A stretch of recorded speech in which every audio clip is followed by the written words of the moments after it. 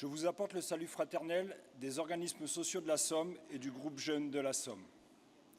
Depuis 2013, je suis référent jeune, c'est-à-dire que je représente mon union départementale au sein de l'instance confédérale Jeunes. En 2014, mon camarade Étienne vous l'a présenté ce matin, nous avons réalisé le cahier « Agir pour et avec les jeunes ». Dans ce cahier, de nombreux thèmes qui touchent particulièrement les jeunes sont abordés. Parmi ceux-là, il y en a deux que je souhaiterais évoquer ici devant vous. L'alternance et les stages. Je souhaite les évoquer parce qu'ils concernent beaucoup de jeunes. Je souhaite les évoquer parce qu'ils donnent lieu à de nombreuses, trop nombreuses dérives. Au fil de mon parcours professionnel, j'ai appris à me méfier des solutions miracles, de ces idées qui fonctionnent pour certains dans certains cas et que l'on généralise sauvagement. Surtout lorsqu'il s'agit de répondre aux sirènes patronales, il y a aujourd'hui 23% de jeunes au chômage. Les patrons ont trouvé une raison toute simple à ce chômage. Si les jeunes sont au chômage, c'est parce qu'ils sont mal formés, autrement dit, c'est de leur faute. Qui veut exploiter un travailleur dit qu'il est mal formé.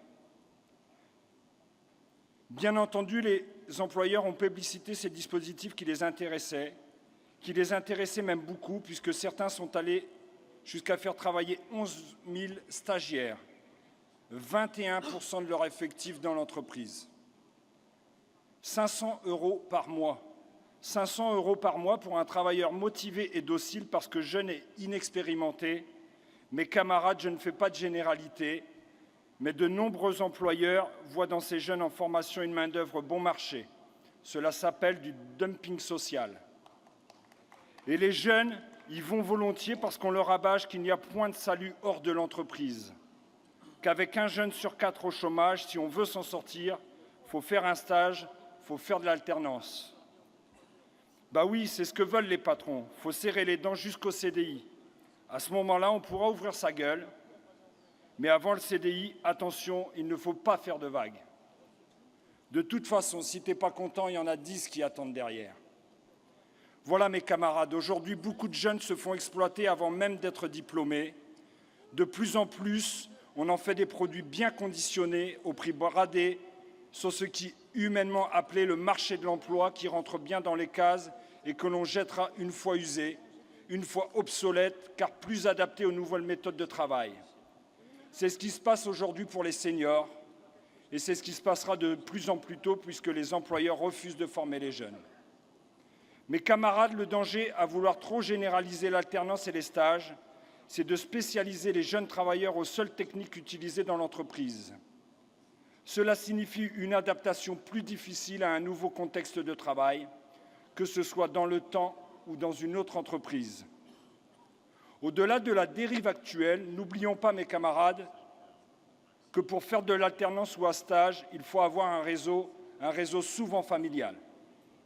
N'oublions pas qu'une convention n'est qu'un papier et qu'il faut des contrôles pour vérifier que la loi est respectée et que l'employeur s'acquitte de son engagement de formation. Pour toutes ces raisons, je vous encourage, dans toutes vos entreprises, à vous rapprocher de ces jeunes en position de vulnérabilité, à être vigilants à leurs conditions de travail et au strict respect de la loi en ce qui les concerne. Le cahier « Agir pour et avec les jeunes » a été fait pour vous y aider. Vous y trouverez une présentation des enjeux, une grille d'analyse et des conseils, ainsi qu'un ensemble de revendications à décliner en fonction du contexte de votre entreprise. L'enjeu est important, mes camarades.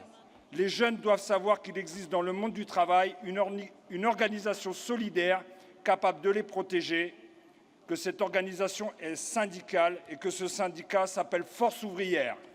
Vive le syndicalisme libre et indépendant, vive Force ouvrière!